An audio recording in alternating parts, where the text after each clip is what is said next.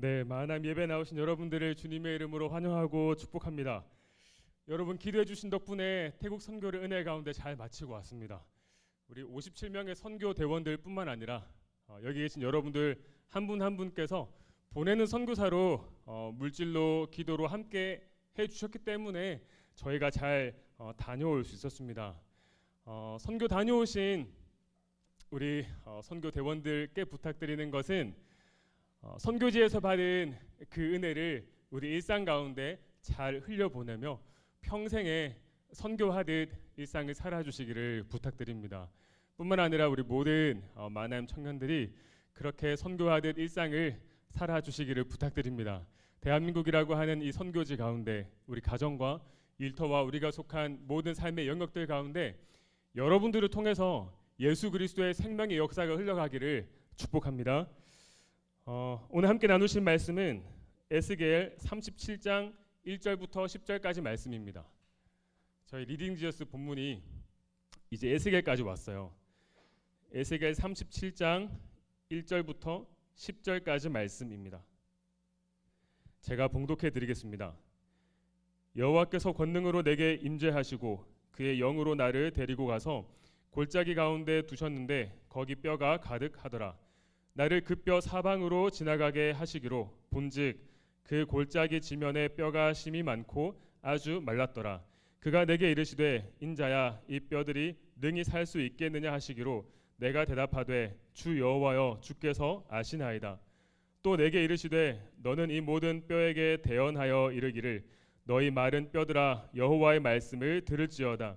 주 여호와께서 이 뼈들에게 이같이 말씀하시기를 내가 생기를 너희에게 들어가게 하리니 너희가 살아나리라. 너희 위에 힘줄을 두고 살을 입히고 가죽으로 덮고 너희 속에 생기를 넣으리니 너희가 살아나리라. 또 내가 여호와인 줄 너희가 알리라 하셨다 하라. 이에 내가 명령을 따라 대언하니 대언할 때 소리가 나고 움직이며 이 뼈 저 뼈가 들어맞아 뼈들이 서로 연결되더라. 내가 또 보니 그 뼈에 힘줄이 생기고 살이 오르며 그 위에 가죽이 덮이나 그 속에 생기는 없더라. 또 내게 이르시되 인자야 너는 생기를 향하여 대언하라. 생기에게 대언하여 이르기를 주 여호와께서 이같이 말씀하시기를 생기야 사방에서부터 와서 이 죽음을 당한 자에게 불어서 살아나게 하라 하셨다 하라. 이에 내가 그 명령대로 대언하였더니 생기가 그들에게 들어가매 그들이 곧 살아나서 일어나 서는데 극히 큰 군대더라. 아멘. 오늘 함께 읽은 에스겔서의 역사적 배경은 이스라엘이 바벨론의 침략을 받아 망해가던 그 시기부터 완전히 망해서 역사상 이스라엘이라고 한 나라는 주권을 상실하고 완전히 망하게 되는 그 배경을 하고 있습니다. 그 시기를 바벨론 유수라고 합니다. 이스라엘 사람들이 바벨론의 포로로 잡혀왔거든요. 하나님께서 지켜주셔서 결코 망하지 않을 것이라고 생각했던 이스라엘이 망했습니다. 주전 586년 바벨론의 침략으로 이스라엘은 완전히 주권을 상실했습니다. 이름도 빼앗겼어요. 다니엘과 세 친구의 이름을 기억하십니까? 사드락, 메삭, 아벤느고라고 우리가 기억하고 있는 그 세 친구들의 이름은 다 바벨론식 이름입니다. 혹시 세 친구들이 바벨론식 이름으로 개명하기 전 유대인 본명의 이름을 아십니까? 하나냐, 미사엘, 아사랴입니다. 대부분 다니엘만 본래 이름으로 기억하고 나머지 이름들은 바벨론식 이름으로 기억하는 경우가 많죠. 우리나라도 일본의 지배를 받을 때 강제로 개명해야 했던 아픈 역사가 있습니다. 바벨론이 그랬습니다. 에스겔이 바벨론의 포로로 잡혀가서 그발 강가에서 다른 유대인들과 함께 정착하여 살게 되었는데 그때 나이가 25살이었습니다. 그리고 5년이 지나 30살이 되었을 때 하나님께서 에스겔을 선지자로 부르셨습니다. 에스겔은 본래 제사장 가문의 사람이었습니다. 자연스럽게 어려서부터 제사장 교육을 받으며 훈련받으며 살았을 것입니다. 성전에서 봉사할 그 날을 기다리며 준비하는 삶을 살았을 것입니다. 성전에서 봉사를 시작하는 나이가 30살입니다. 그런데 오늘 에스겔이 30살이 되었지만 예루살렘 성전은 바벨론에 의해서 완전히 파괴되고 말았습니다. 하나님께 예배드리고 싶어도 봉사하고 싶어도 성전이 없는 그 참혹한 현실 앞에서 하나님은 에스겔을 선지자로 부르셨습니다. 제사장이 성전에서 예배를 돕고 하나님과 사람들 사이에 중매자가 되는 그런 역할을 했다면, 선지자는 하나님으로부터 말씀을 받아서 그 말씀을 대언하는 역할을 했던 것이 선지자입니다. 하나님께서 에스겔에게 맡겨주신 오늘 에스겔서의 말씀을 크게 세 부분으로 살펴볼 수 있습니다. 먼저 1장부터 24장은 남유다가 바벨론에 의해 거의 망해가는 시점에 왜 하나님의 백성이 하나님께 심판을 받는 것인지, 유다의 죄를 고발하고 임박한 심판을 경고하고 있는 내용입니다. 이어서 25장부터 32장은 남유다의 심판뿐 아니라 모압, 암몬, 에돔, 두로, 시돈, 이집트와 같은 유다를 둘러싼 주변 나라들이 하나님께 심판을 받을 것이다 라고 하는 심판의 메시지를 전하고 있습니다. 이를 통해서 하나님께서는 남유다만 통치하시고 징계하시는 것이 아니라 이스라엘 주변의 모든 나라들을 하나님께서 통치하시며 하나님께서 만왕의 왕이 되신다라고 하는 것을 분명하게 전하고 있습니다. 역사는 그냥 흘러가는 것이 아니라요, 하나님의 분명한 섭리 안에 진행되고 있음을 알게 하신 것입니다. 마지막으로 33장부터 48장은 지금은 남유다가 이방 나라에 의해서 완전히 망하게 된 것처럼 보이지만 하나님께서 자기 백성을 여전히 사랑하시며 그 관계가 아직 끝나지 않았음을 말씀하고 있습니다. 그렇게 자기 백성을 향한 하나님의 변함없는 그 분명한 사랑과 약속과 회복의 메시지를 전하고 있습니다. 에스겔서 1장은 하나님께서 에스겔을 선지자로 부르시는 장면으로 시작합니다. 하나님은 에스겔에게 아주 독특한 환상을 보여주시는데요. 4개의 날개를 가진 4생물이 서로 날개 끝을 맞대고 서 있고 그들 위로 보좌가 있는데 그 보좌에 하나님께서 임재하셨습니다. 성전이 파괴되기 전 하나님의 임재는 성전의 가장 안쪽 자리에 위치한 지성소에 그룹이라고 부르는 그 날개를 가진 천사, 황금 천사의 형상이 있었거든요. 그 형상 위에 하나님께서 임재하셨던 그 모습과 연결되는 이미지입니다. 이 환상이 흥미로운 것은 그 날개를 가진 생물의 모습이 흥미로운 것이 아니라요, 하나님의 임재가 성전이나 성막, 지성소가 아닌 오늘 바벨론 땅에 있는 에스겔에게 임하고 있다는 것입니다. 성전은 파괴되었고요, 이스라엘은 완전히 망했어요. 하나님의 영광은 자기 백성을 떠나버렸다고 생각하고 있었습니다. 유대인들은 바벨론의 포로로 끌려왔지만 하나님께서 그들을 아주 떠나신 것이 아니었습니다. 에스겔에게 보여주신 그 환상은 하나님께서 이방 나라인 바벨론에도 여전히 함께하고 있음을 보여주고 있는 것입니다. 이스라엘의 범죄로 하나님과 이스라엘의 관계가 아주 깨진 줄 알았는데 하나님은 아직 관계를 붙들고 계시다는 것입니다. 하나님께서는 무서운 심판으로 가득한 그 두루마리 책을 에스겔에게 주시며 그것을 먹으라 말씀하셨습니다. 에스겔이 그 두루마리를 받아서 먹었는데요, 그 말씀이 쓰지 않고 달았다라고 표현합니다. 에스겔서 3장 3절에 내게 이르시되 인자야 내가 내게 주는 이 두루마리를 내 배에 넣으며 내 창자에 채우라 하시기에 내가 먹으니 그것이 내 입에서 달기가 꿀 같더라 했습니다. 심판은 고통스럽지만 하나님의 심판은 마침이 아니라 회복의 시작이기에 하나님께서 우리를 징계하시는 것은 우리를 아주 망하게 하시기 위함이 아니라 하나님께서 우리를 다시 정결하게 하시고 거룩하게 하시고 하나님의 자녀답게 하나님의 백성답게 다시 세우고자 하심이기 때문에 그 심판의 말씀이 담긴 두루마리가 쓰기만 한 것이 아니라 꿀처럼 달았던 것입니다. 사랑하는 믿음의 동역자 여러분, 여러분은 하나님의 말씀을 대할 때 그 맛이 어떠합니까? 하나님의 말씀이 송이꿀처럼 달게 여러분에게 와닿는 은혜가 있기를 축복합니다. 하나님께 징계를 받으면 우린 어떻게 반응합니까? 우리를 향한 하나님의 징계는 그 당시에는 아프고 힘들어요. 빨리 끝났으면 좋겠고 빨리 벗어났으면 좋겠어요. 그런데 하나님께 징계를 받는 그때에도 우리를 향하신 하나님의 그 사랑을 오해하지 않기를 바랍니다. 하나님께서 우리와 관계를 끝내고자 하셨다면 하나님은 우리가 아주 일어나지 못하도록 심판하셨을 것입니다.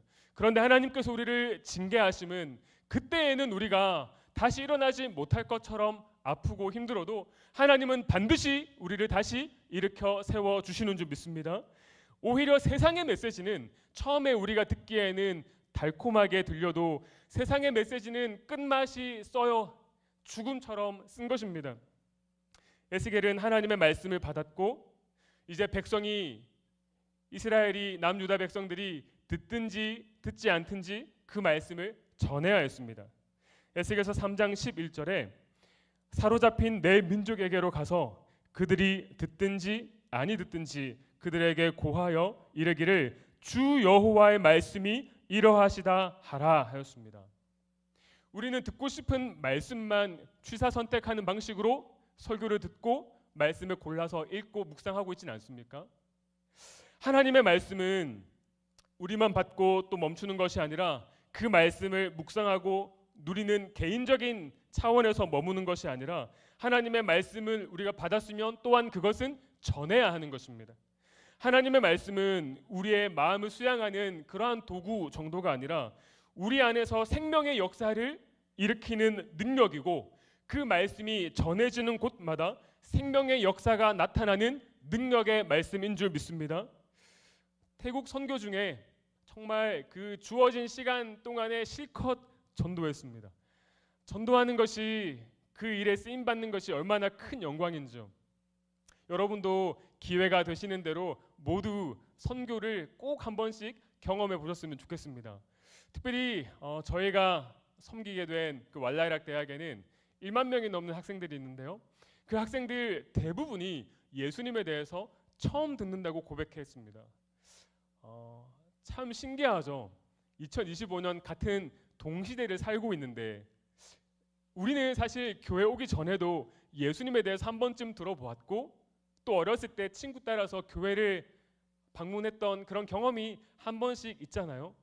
그런데 그 땅에서 만난 청년들은 학생들은 대부분이 예수님에 대해서 처음 들어보았고 누군가 나에게 예수님을 전해주는 것이 지금이 처음입니다라고 고백해 주었습니다. 누군가의 인생에 예수님을 처음 전하는 그 일에 쓰임받는 것이 얼마나 큰 영광인지요. 우리는 듣든지 아니 듣든지 우리가 받은 사명은 생명의 말씀을 전하는 것인 줄 믿습니다. 우리가 그것에 순종함으로 나아갈 때 예수 그리스도의 생명의 역사가 나타나는 것입니다. 우리가 전도를 할 때면 때로 내 말을 잘 들어줄 것 같은 그런 사람을 찾아가서 전도하고 싶은 마음을 유혹을 받습니다.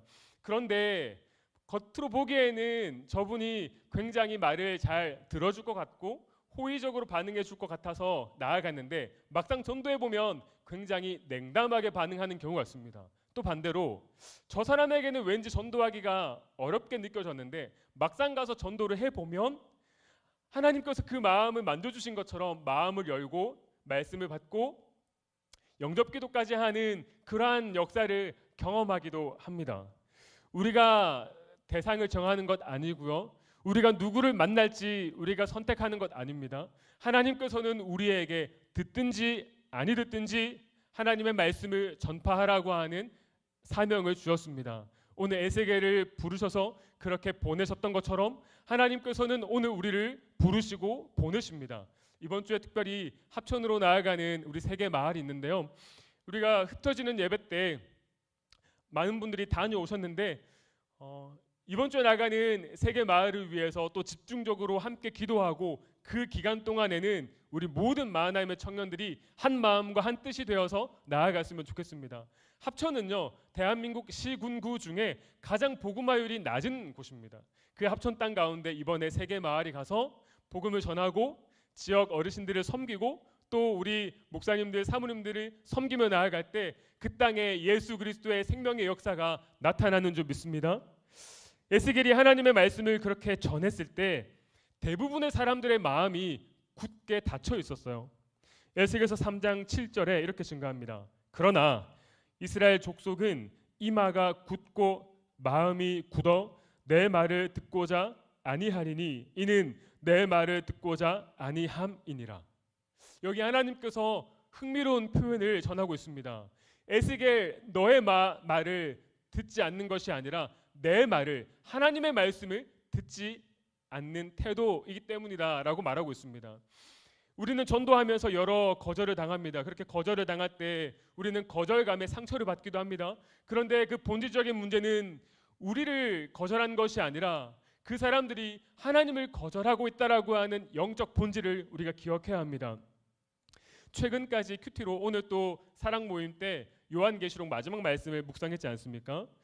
요한계시록에서 전하고 있는 마지막 때의 사람들의 모습이 어떠했습니까? 그들은 하나님의 심판을 받아서 무서운 고난을 당하면서도 하나님께 돌아가는 것이 아니라 여전히 그들의 마음을 굳게 하고 죄 가운데 사는 모습을 우리는 보게 됩니다. 심판을 받고 고난을 당해도 오히려 악을 쓰며 하나님을 대항하고 고집 피우는 모습을 발견합니다. 출애굽 때 바로 왕도 그랬습니다. 하나님의 심판을 경험하였음에도, 초월적인 하나님의 역사하심을 경험하였음에도 그의 마음을 돌이키고 하나님 앞에 겸비하기보다는 오히려 그의 마음을 굳게 하여 하나님과 끝까지 대립했던 것을 볼 수 있습니다. 그럼에도 불구하고 우리에게는 듣든지 듣지 않든지 하나님의 말씀을 전해야 하는 사명이 있는 것입니다. 하나님께서 그들의 반응을 두려워하지 말라고 말씀하십니다. 에스겔서 3장 9절입니다. 내 이마를 화석보다 굳은 금강석 같이 하였으니 그들이 비록 반역하는 족속이라도 두려워하지 말며 그들의 얼굴을 무서워하지 말라 하시니라. 그들의 반응을, 그들의 냉담한 표정을 두려워하지 말라는 것입니다. 태국 선교 가운데 정말 하나님께서 큰 은혜를 주셨어요. 이 은혜가 합천 땅으로 순적하게 흘러가기를 축복합니다. 합천으로 나아가는 우리 세계마을, 그리고 가정에서 일터 가운데에서 혼자 신앙생활하며 복음의 통로가 되어, 축복의 통로가 되어 기도하며 그렇게 살아가는 모든 우리 청년들에게 하나님께서 그 마음을, 그 생각을 지켜주시고 그 입술에 담대함으로 함께하여 주시기를 축복합니다. 외모만 보면 진짜 전도 안 될 것 같은 사람이 있거든요. 그런데 그런 사람을 만나더라도 그 외모에, 분위기에 두려워하지 말고 그냥 우리는 전도하는 거죠. 저에게도 비슷한 간증이 있어요. 저는 예수님을 처음 만나고 정말 인생이 완전히 변했어요. 삶의 태도가 정말 180도 하루아침에 변했거든요. 예수님께서 정말 살아계시는구나, 예수님께서 나를 사랑하시는구나 라고 하는 그 믿음이 일어나기 시작하니까 삶의 태도가 완전히 바뀌었어요. 그때부터 제가 정한 삶의 규칙들이 있었는데요. 하루에 5명 전도하기가 그 중에 하나였어요. 하루에 5명을 매일 전도했어요. 제 책가방에는 항상 사용기가 있었어요. 듣든지 듣지 않든지 매일 전하는 거예요. 학교 가는 버스를 기다리며 전도하고, 또 버스에 내려서 전도하고, 쉬는 시간에 전도하고, 그렇게 중고등학교 시절에 정말 수백 명, 정말 많은 학생들을 전도했어요. 정말 매일 전도했거든요. 기회가 되는 대로 또 수업 시간에 한 번씩 뭐 선생님 안 오시거나 하면은 뭐 휴강되고 그러잖아요. 그러면 뭐 장기자랑도 하고 뭐 누구 나와서 노래하고 하는데 제가 앞에 나가서 전도하고 그랬거든요. 근데 저한테도 여전히 두려운 마음은 있었어요. 두려운 마음이 있었는데 하나님께 서원한 것이 있다 보니 그 서원이 어떻게 보면 제 마음을 지켜주고 저를 또 성장시켜주고 저의 사역의 지경을 확장시켜준 것 같아요. 그런데 저희 반에 소위 말하는 그 일진 친구들 있잖아요. 그 친구들에게는 전도하기가 싫더라고요. 진짜 그랬어요. 그 친구들이 무서워서가 아니라 그 친구들이 싫었어요. 그 친구들은 예수님 믿고 구원받기보다는 심판 가운데 하나님의 공의를 경험하고, 여러분 하나님의 하나님 되심을 나타내시는 방법은 두 가지예요. 여러분 지금 이 자리에 계시니까 하나님은 사랑의 하나님이신가 보다 하지, 하나님께서 하나님 되심을 나타내시는 방식은 두 가지예요. 사랑과 공의, 천국과 지옥. 하나님, 저 친구들에게는 공의의 하나님을 알게 해 주셔서 지금 저렇게 까불고 다니는데 정말 평생 고통 가운데 겸손한 삶을 살 수 있도록 저를 사용해 주세요. 저는 전도하지 않겠습니다. 그랬거든요. 근데 제가 어쨌든 제가 반이 바뀌면은, 학년이 바뀌고 반이 바뀌면 제가 속한 그 반 친구들은 제가 있는 것으로 말미암아 모두 예수님을 듣게 된다라고 하는 제 나름의 사명이 있었어요.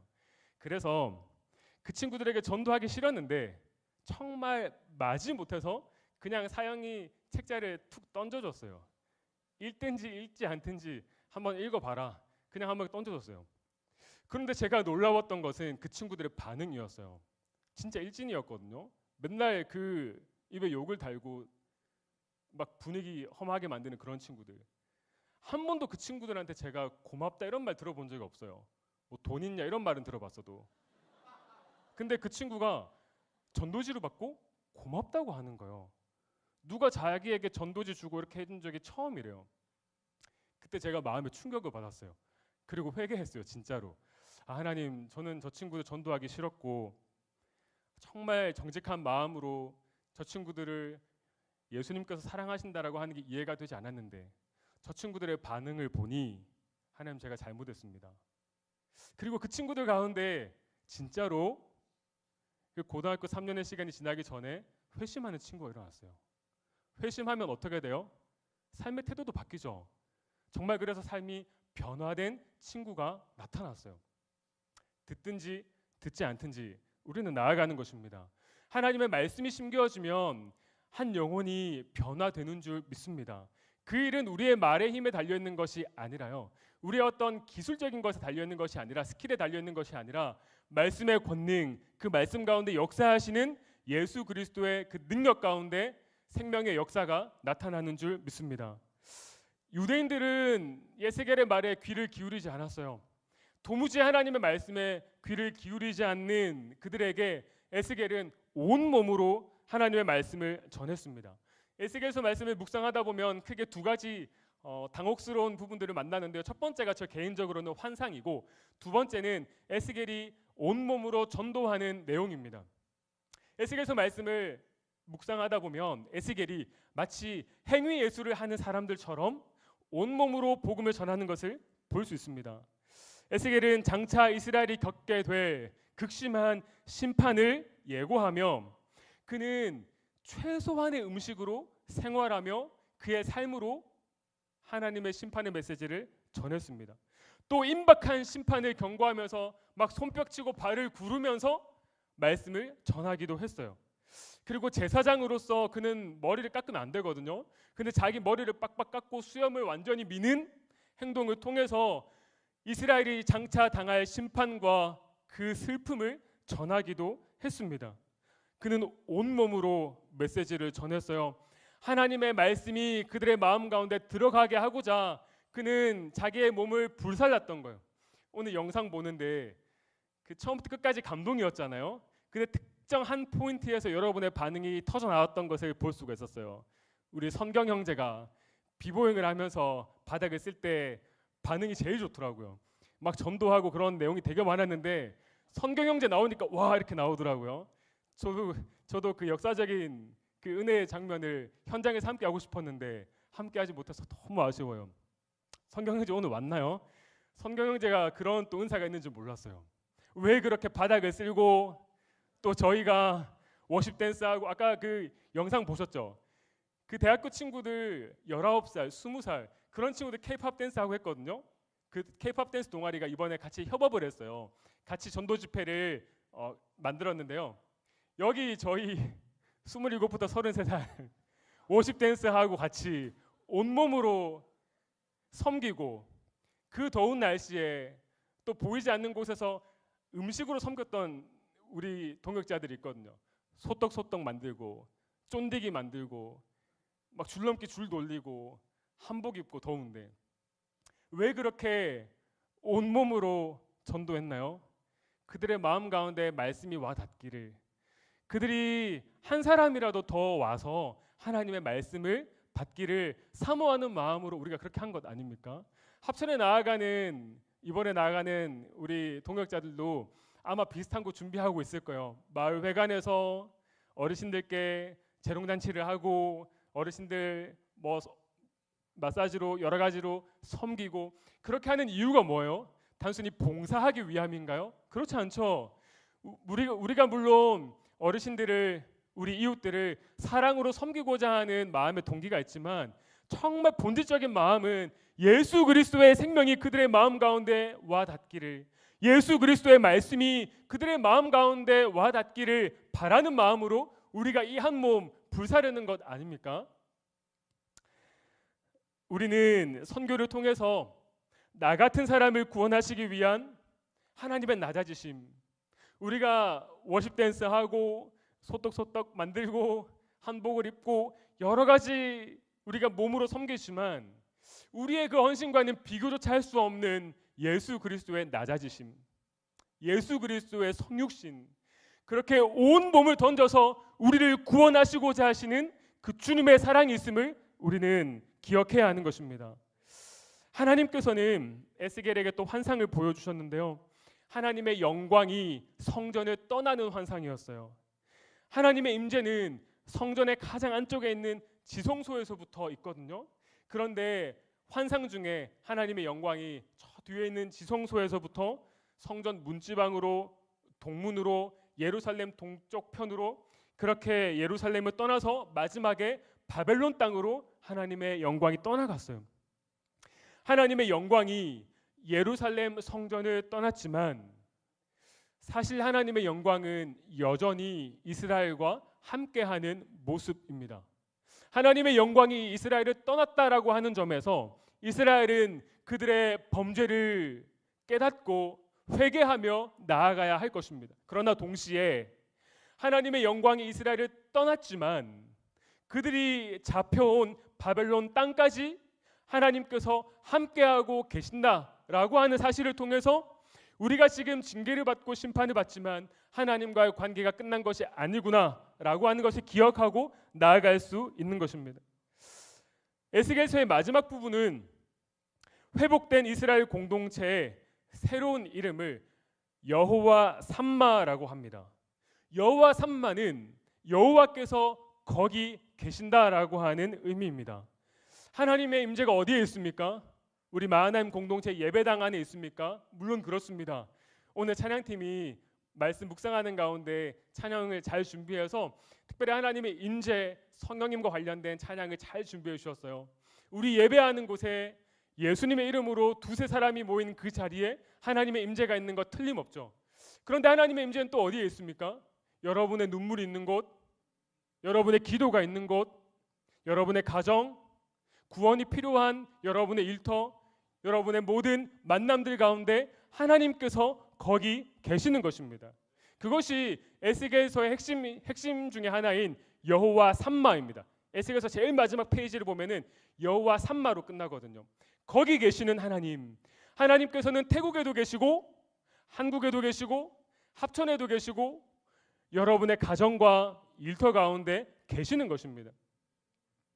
여러분이 고통당하는 그 자리에 하나님 함께 하십니다. 때로는 하나님이 함께 하시면 왜 저를 이러한 고통 가운데 내버려 두십니까? 라며 따져 묻고 싶을 때가 있지만 그 자리에서 보여주시는 함께 하시는 하나님은 어떻게 우리에게 다가오십니까? 예수 그리스도의 십자가, 주님의 십자가 가운데 주님께서 내가 너의 고통을 안다 말씀하시고 내가 너와 함께하기 위해서 이 땅에 왔다라고 말씀하시는 것이죠. 우리와 함께 하시기 위하여서 하늘 보좌를 버리시고 십자가를 친히 지신 주님께서 우리의 모든 삶의 자리 가운데 함께 하시는 줄 믿습니다. 여러분의 눈물이 있는 그곳에, 여러분의 기도가 있는 그곳에 하나님께서 함께 하십니다. 그리고 하나님께서 여러분을 통하여서 생명의 역사를 일으키시는 줄 믿습니다. 우리가 선교지에서 고백하는 것, 경험했던 것, 여호와 삼마의 하나님, 거기 계시는 하나님, 하나님께서는 지금도 온 열방 가운데 구원을 베푸십니다. 남유다가 바벨론에 의해서 정복당했고 성전이 파괴되었지만 이스라엘의 실패가 하나님의 실패는 아니었습니다. 유대인들은 나라가 망하게 되었을 때 이제 다 끝이다라고 생각했지만 하나님은 여전히 그들과의 관계를 정리하지 않으시고 다시 회복하실 그때를 기다리고 준비하고 계셨던 것입니다. 에스겔서 11장 19절 말씀은 이렇게 증가합니다. 내가 그들에게 한 마음을 주고 그 속에 새 영을 주며 그 몸에서 돌 같은 마음을 제거하고 살처럼 부드러운 마음을 주어. 하나님께서 그들의 굳은 마음을 제거하여 주시고 살처럼 부드러운 마음으로 회복시켜 주시는 그때가 있는 줄 믿습니다.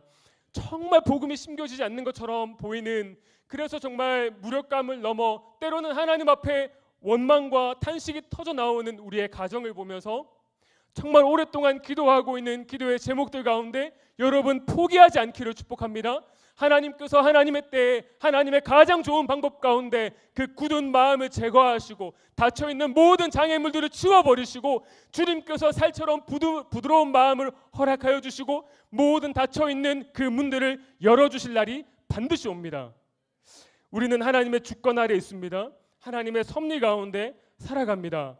하나님께서 이방 나라들을 심판하시겠다라고 하는 에스겔서의 그 메시지는 우리 개인의 힘으로는 어떻게 할 수 없는 환경을 하나님께서 역전시켜 주실 것을 말씀하고 있습니다.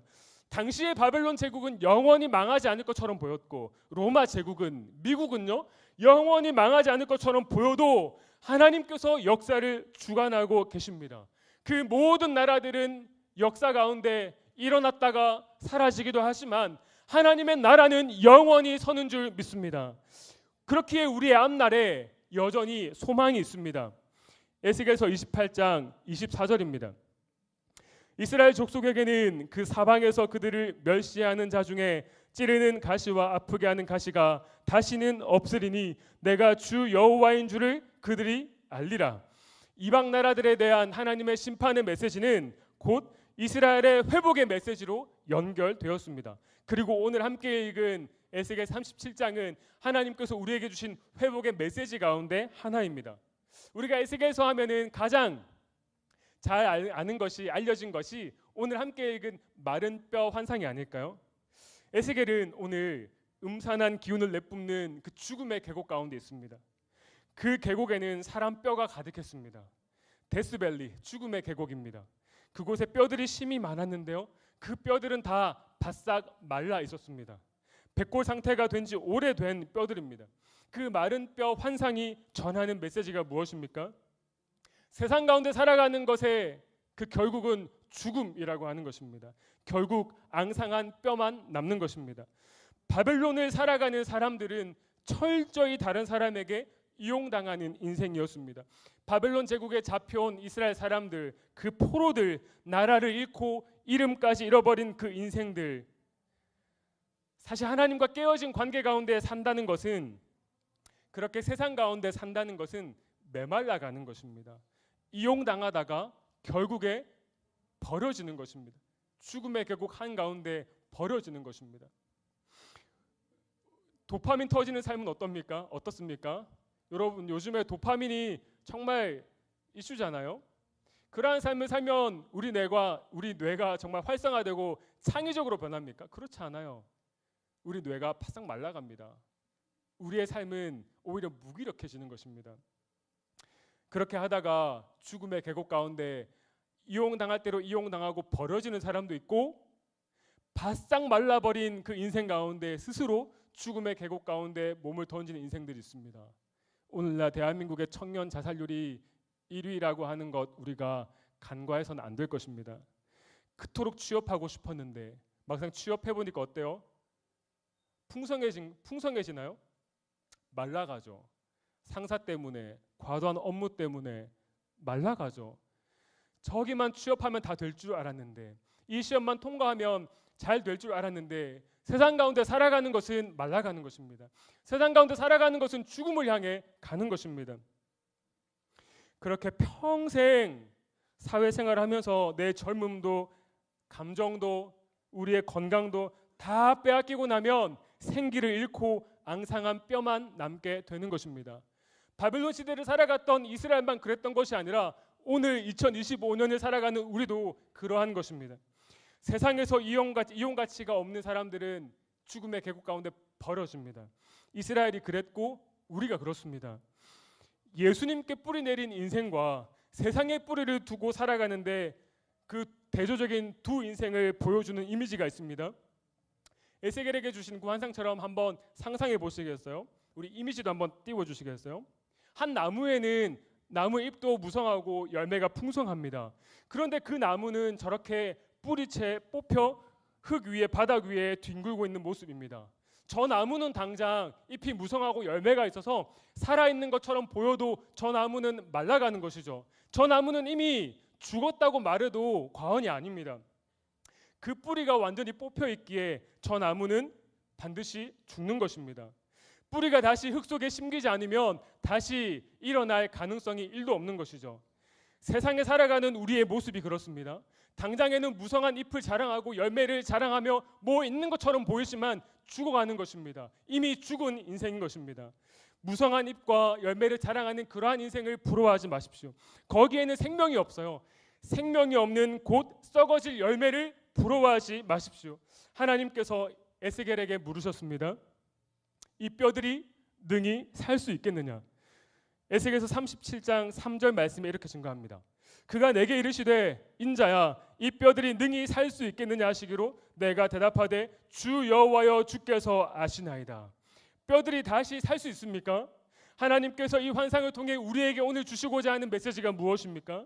하나님께서는 에스겔에게 그 뼈들을 향해 대언하라 말씀하십니다.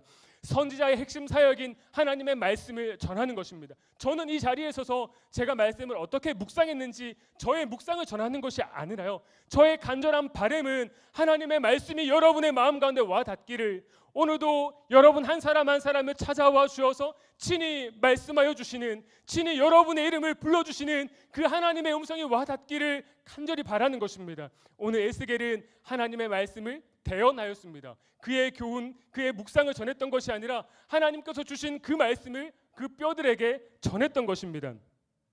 오늘 본문 5절입니다. 주 여호와께서 이 뼈들에게 이같이 말씀하시기를 내가 생기를 너희에게 들어가게 하리니 너희가 살아나리라. 오늘 본문은 너희가 살아나리라, 다시 살 것이다라고 하는 말씀이 반복되어 강조되고 있습니다. 여러분, 생기가 무엇입니까? 그 뼈들을 떠나 있던 그 혼들이 다시 들어와서 살게 되는 것입니까? 그렇지 않아요. 오늘 본문의 생기로 번역된 히브리어 루아흐는 단수로 사용되었습니다. 또 정관사가 사용되어서 그 생기, 그 루아흐라고 말하고 있습니다. 그 루아흐는 하나님의 영이신 성령님을 말합니다. 성령님께서, 하나님의 영이, 하나님의 그 생기가 뼈들에게 들어갔습니다. 성령을 받아야 사는 것입니다. 성령을 받기 전에는 우리 모두 뿌리째 뽑힌 나무와 같은 인생입니다. 그 안에 생명이 없는 것이죠. 마른 뼈처럼 말라가는 인생입니다. 성령이 없으면 이미 죽은 인생인 것입니다. 그런데 생기가 들어가자 그 뼈들이 스스로 움직여 들어맞기 시작했습니다. 그 뼈들에 힘줄이 생기고 살이 올라왔습니다. 생기가 들어가자 그 뼈들이 살아났는데 그냥 살아난 정도가 아니라 하나님의 군대로 일어났습니다. 우리 청년 이 팀의 이름이 무엇입니까? 마하나임입니다. 마하나임은 하나님의 군대라고 하는 이름입니다. 하나님께서 여러분을 다시 살리신 정도가 아니라 하나님의 군대로 사용하시기를 원하십니다. 우리가 이것을 기억해야 합니다. 우리 인생은 단순히 앙상했던 뼈에서 그저 포동포동 살이 오르는 그러한 인생이 우리의 삶의 목표가 되어서는 안 될 것입니다. 우리는 하나님께 살리심을 받았을 뿐만 아니라 이제는 예수 그리스도의 생명을 전하고 생명을 일으키는 하나님의 군대로 나아가야 하는 것입니다.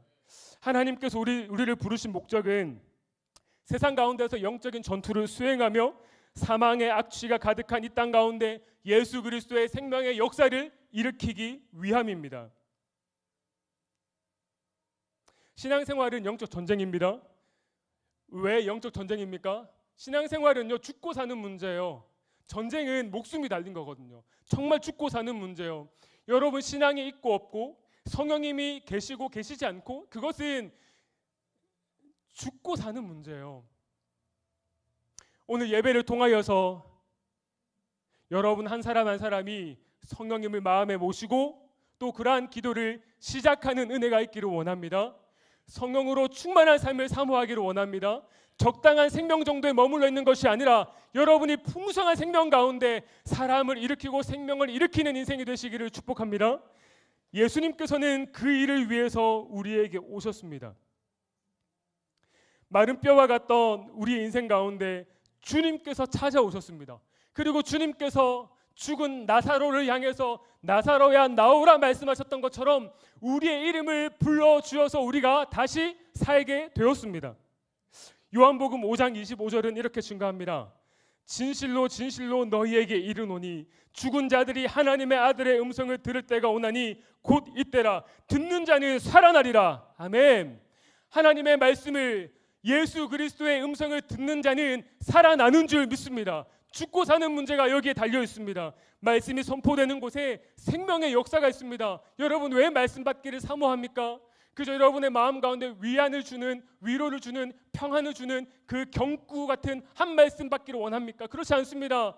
살아계신 하나님, 우리에게 한 말씀만 허락하여 주시옵소서. 그 한 말씀이면 우리가 살겠습니다. 그 한 말씀이면 우리가 사는 것입니다. 여러분, 성령으로 회복되고 부흥을 경험하는 여러분의 인생이 되시기를 축복합니다. 우리는 마하나임입니다. 우리는 생명의 공동체이고 살리는 공동체입니다. 여러분 학교와 가정과 모든 일터 가운데 마른 뼈와 같이 치열한 전쟁 가운데 있더라도 오늘 말씀을 붙들고 다시 나아가기를 소원합니다. 여러분을 통하여서 예수 그리스도의 생명의 역사가 힘있게 나타나는 이 한 주간이 되시기를, 평생의 삶이 되시기를 축복합니다. 우리 이런 마음을 담아서 함께 일어나서 찬양합시다.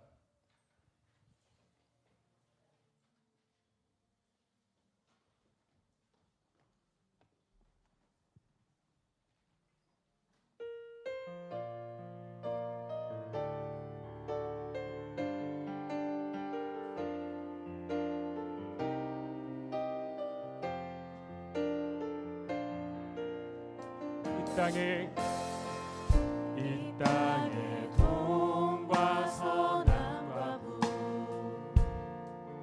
가득한 죄악 용서하소서.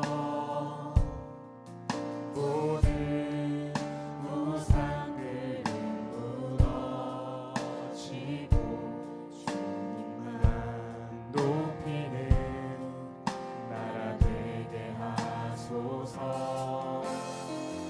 이 땅에 지친 모든 영혼 주 예수 사랑 알게 하소서. 저들의 아픔과 눈물 씻는 주님의 보혈이 땅 치유하소서. 2절입니다. 한라에서 백두까지.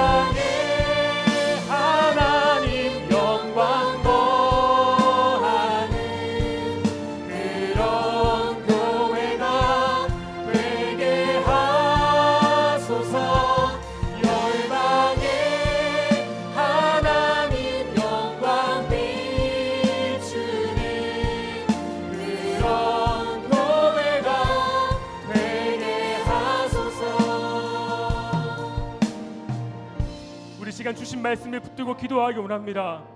사랑하는 믿음의 동역자 여러분, 여러분은 마른 뼈와 같은 인생을 살고 있지 않습니까? 세상 속에서 그저 메말라가는 인생, 아무런 생명이 없는 그런 인생을 살고 있지 않습니까? 마른 뼈와 같은 인생도 하나님의 말씀이 임하면 살아나는 줄 믿습니다. 누구든지 예수님의 음성을 들으면 다시 살게 되는 줄 믿습니다.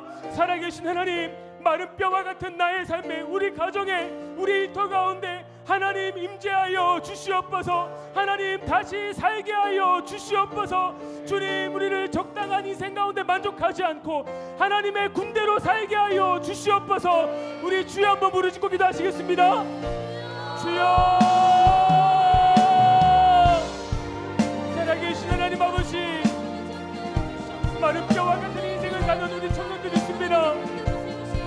직장 가운데에서 일터에서 취업을 준비하며 너무나도 치열한 삶의 무게 가운데 점점 말라가는 우리 청년들이 있습니다. 살아계신 하나님, 우리 모든 청년들 긍휼히 여겨주시옵소서. 우리 청년들의 눈물이 있는 그곳에, 우리 청년들의 기도가 있는 그곳에 하나님 함께하여 주시는 줄 믿습니다. 살아계신 하나님 아버지, 우리 모든 청년들의 눈물이 있는 곳, 시름소리가 있는 곳, 마음이 있는 그곳에, 기도의 제목이 있는 그곳에 여호와 삼바의 하나님, 하나님께서 그곳에 함께하여 주시는 줄 믿사오니 주님, 우리의 모든 고통을 지나, 우리의 모든 고난을 지나 하나님의 영광을 보게 하여 주시옵소서. 주님, 마른 뼈와 같은 우리의 인생도 하나님이 임재하시며 하나님의 말씀이 임하며 다시 사는 줄 믿습니다. 주님, 우리에게 그 무엇보다 필요한 것 한 말씀 허락하여 주시옵소서. 주님, 아무런 생기를 잃어버린 우리 인생 가운데, 우리의 가정 가운데, 우리의 일터와 우리의 모든 만남들 가운데 주여 역사하여 주시옵소서. 주여 임재하여 주시옵소서. 주님, 한 말씀 허락하여 주시옵소서. 우리가 주님의 말씀이면 살겠사오니 날마다 마른 뼈와 같은 인생을 사는 우리에게 하나님의 말씀 허락하여 주셔서 그 말씀 붙들고 하나님의 군대로 일어나는 우리 모든 청년들, 주님의 자녀들 되게 하여 주시옵소서. 아버지 하나님 감사합니다.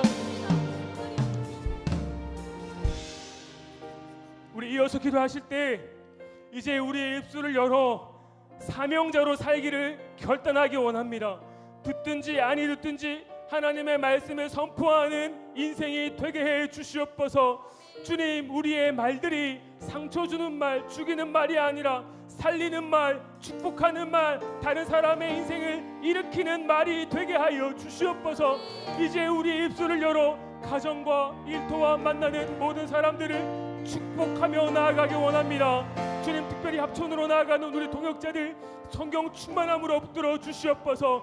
그 입술 가운데 담대한 말씀 허락하여 주시옵소서. 이번 한 주간 우리의 모든 만남 가운데, 우리의 모든 말들 가운데 예수 그리스도의 생명의 역사가 나타나게 하여 주시옵소서. 우리 주여 한번 부르짖고 기도하겠습니다. 주여, 살아계신 하나님 아버지, 그동안 우리의 입술을 먹고 있는지 돌아봅니다. 주님, 우리 입술이 죽이는 말, 상처 주는 말, 우리에게는 어떻게 하는 말이었다면 이제 주님, 우리 입술을 변화시켜 이제 우리 입술이 살리는 말, 축복하는 말, 다른 사람의 삶을 일으키는 말이 되게 하여 주시옵소서. 주님, 이제 우리가 사명대로 살기를 원합니다. 듣든지 아니 듣든지 우리가 주님의 이름으로 축복하고 주님의 사랑을 선포하는 입술이 되기를 원합니다. 그러한 인생이 되기를 원합니다. 주님, 우리가 한 주간 만나는 모든 사람들마다 예수 그리스도의 보혈 흘러가게 하여 주시옵소서. 우리를 만나는 모든 사람들이 주님을 만나고 주님의 손길을 경험하는 이 한 주간이 되게 하여 주시옵소서. 하나님, 우리 만남의 모든 동역자들 한 사람 한 사람 붙들어 주실 줄 믿습니다. 주님, 특별히 이번 주간 합천으로 떠나는 우리 셀리하 그리고 베넬 마을이 있습니다. 주님, 우리 청년들이 받는 그 모든 땅 가운데 죄와 사망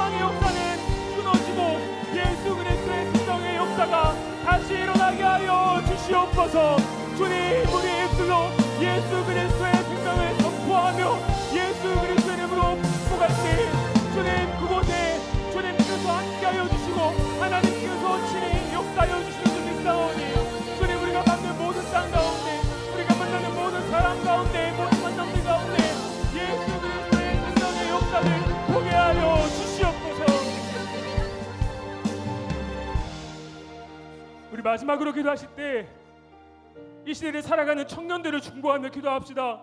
그들을 축복하며 기도합시다. 세상 속에서 점점 말라가는 이 땅의 청년들을 주님 긍휼히 여겨 주시옵소서. 죄와 사망의 지배에서 벗어나 예수 그리스도의 생명의 통치로 나아가는 청년 예배자들이 일어나게 하여 주시옵소서. 이 땅의 청년들을 살리고 청년 예배자들이 일어나는 일에 우리를 사용하여 주시옵소서. 우리 주여 한번 부르짖고 기도하겠습니다. 주여, 살아계신 하나님, 청년 자살률 1위의 나라가 대한민국입니다. 주님, 메마른 인생을 사는 우리 청년들 주님 긍휼히 여겨 주시옵소서. 우리가 주님을 만나고 생명을 얻고 다시 살게 된 것처럼 주님, 이 땅의 모든 청년들 주님의 사랑을 알게 하시고 주님의 생명의 역사를 경험하게 하여 주시옵소서. 주님, 이 땅에 청년 예배자들이 일어나기를 원합니다. 죄와 사망의 지배에서 돌이켜 하나님의 그 은혜 통치 가운데 나아가게 해주시옵소서. 주님, 그 일을 위하여서 우리를 사용하여 주시옵소서. 주님, 그 영광스러운 일 가운데 우리를 두려우니 주님, 우리를 통하여서 이 땅의 청년 예배자들이 일어나게 하여 주시옵소서. 주님, 그렇게 우리 마음의 공동체가 이 땅의 청년들을 살리는 공동체가 되게 하여 주시옵소서. 아버지 하나님 감사합니다.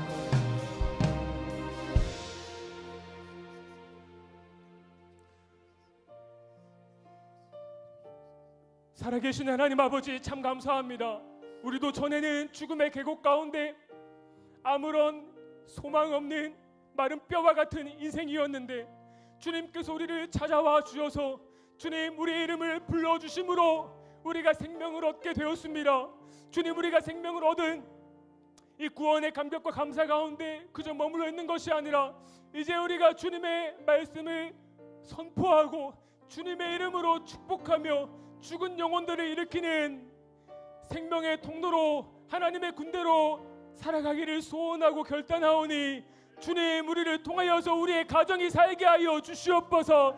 주님, 우리를 통하여서 우리가 만나는 모든 사람들이 다시 사는 영광을 보게 하여 주시옵소서. 주님, 그렇게 우리의 기도 가운데 주님께서 응답하시고 역사하실 것을 기대함으로 나아가오니 주님, 오늘부터 시작하는 이 한 주간의 삶도 온전히 살아계신 하나님과 동행하는 삶이 되게 하시고 승리하는 삶이 되게 하여 주시옵소서. 감사드리며 예수님 이름으로 기도드립니다. 아멘. 이제는 우리의 생명이 되시는 예수 그리스도의 크신 은혜와 하나님 아버지의 사랑과 우리를 다시 일으키시는 성령님의 역사와 교통하심이 오늘 하나님의 군대로 살아가기를 소원하고 결단하는 모든 만남의 청년들 머리 위에와 가정과 모든 하는 일들 위에 이제로부터 영원토록 함께 있을지어다. 아멘.